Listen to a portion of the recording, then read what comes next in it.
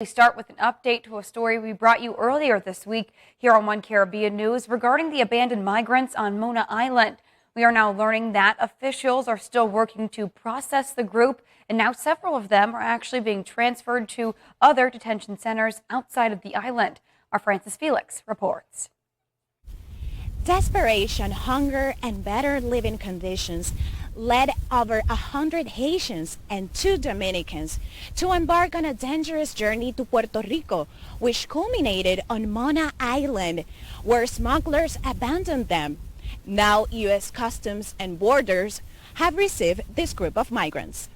The migrants spent the night in the Reserve of Natural Resources Department in the middle of Mona Canal. The next day, they were transferred to Mayagüez, Puerto Rico, where CBP picked them up and take them to their facilities for processing. 63 of them are women. Also, some 5 children are part of the group. One of the factors that has led immigrants to make these illegal crossings is the poor living conditions in their countries.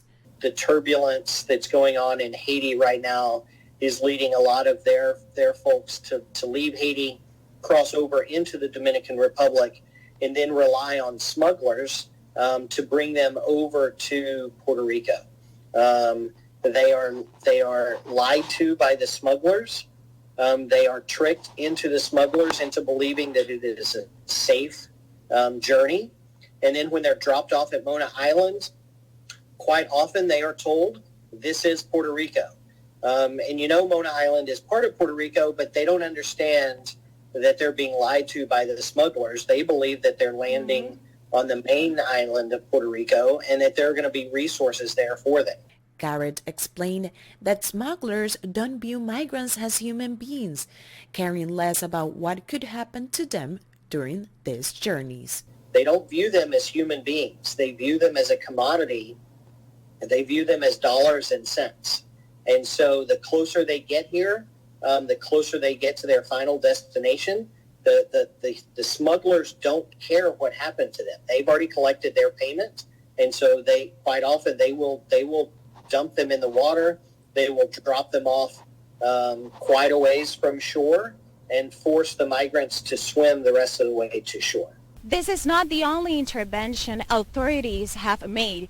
Since October 21 to September of this year, the Coast Guard have carried out more than 80 interdictions of illegal trips near the Mona Passage and waters near Puerto Rico. So over the past year, we've seen the number of migrants entering the U.S.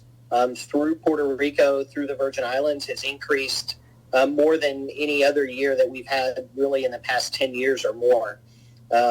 So as we've seen this started happening about a year ago, last October, and it continues now.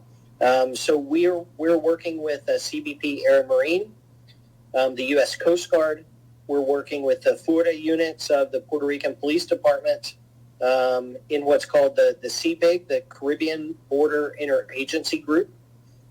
And that's a group where we work together to try and stem the flow of things and people crossing the maritime borders of the U.S. illegally. But how much approximately these smugglers can charge for an illegal trip to Puerto Rico? We've seen smuggling fees anywhere from around $5,000 to $10,000 for each migrant making the trip from the Dominican Republic to Puerto Rico. That it is not worth the migrants' lives to take this trip.